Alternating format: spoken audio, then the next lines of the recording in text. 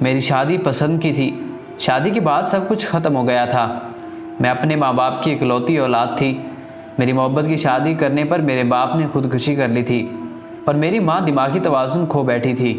اپنا اتنا کچھ قربان کر کے جس انسان کو میں نے پایا تھا، آج میں اس کو بھی کھو بیٹھی تھی۔ میری شادی 2 سال رہی۔ اس دوران مجھے اللہ نے ایک خوبصورت سی بیٹی سے نوازا۔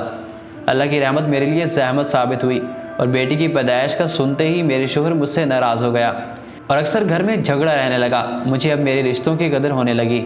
مجھے اپنے ماں باپ بھی یاد آنے لگے، مگر افسوس کہ اب وقت گزر چکا تھا۔ مجھے شادی کے 2 سال بعد طلاق ہو گئی اور طلاق کے بعد میرے شوہر نے پلٹ کر بھی کبھی میرا تو کیا میری بیٹی کا بھی حال نہ پوچھا کہ وہ تو اس کی اولاد بھی تھی اور گھر میں 10 دن کا بھی راشن موجود نہ تھا، اوپر سے گھر بھی کرائے کا تھا۔ جلدی غربت نے ہمیں گھیر لیا اور میں کام ڈھونڈنے کے لیے نکل پڑی، مگر افسوس کہ مجھے کہیں بھی کوئی کام نہ ملا۔ لوگ میرے جسم اور خوبصورتی کے ہی بھونکے نکلتے۔ بھوک کو بھی کب تک برداشت کیا جا سکتا تھا؟ جب رات کو بھوک سے میری بیٹی کے پیٹ میں درد ہونے لگا اور اس کو پلانے کے لیے میرے پاس دودھ ایک قطرہ تک نہ تھا، مجبوراً میں نے اپنا جسم بیچنے کا فیصلہ کر لیا۔ اس وقت میں بالکل جوان اور خوبصورت تھی اور میں اپنا جسم بیچتی رہی۔ آج میرا اپنا گھر ہے جو کہ اب میری بیٹی کے پاس ہے۔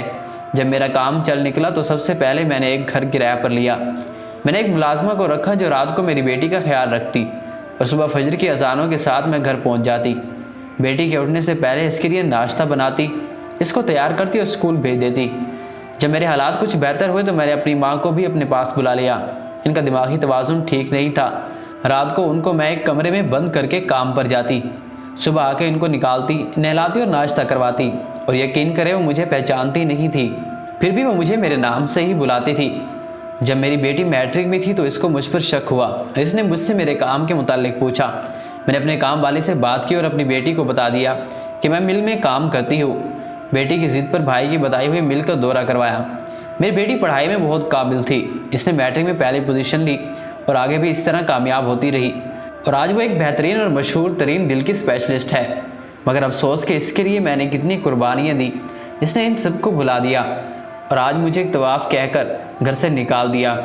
یہاں تک بھی نہ سوچا کہ میں طواف کیسے اور کس کے لیے بنی۔ میرے لیے جو ہو گیا وہ ہو گیا، لیکن اگر میری بیٹی نہ ہوتی تو میں بھی خودکشی کر لیتی۔ میں نے بیٹی کو مارنا چاہا، لیکن پتہ نہیں کیوں میں اس کی جان نہ لے سکی، اور آج سوچتی ہوں کہ کاش اس وقت اس کی جان لے لیتی۔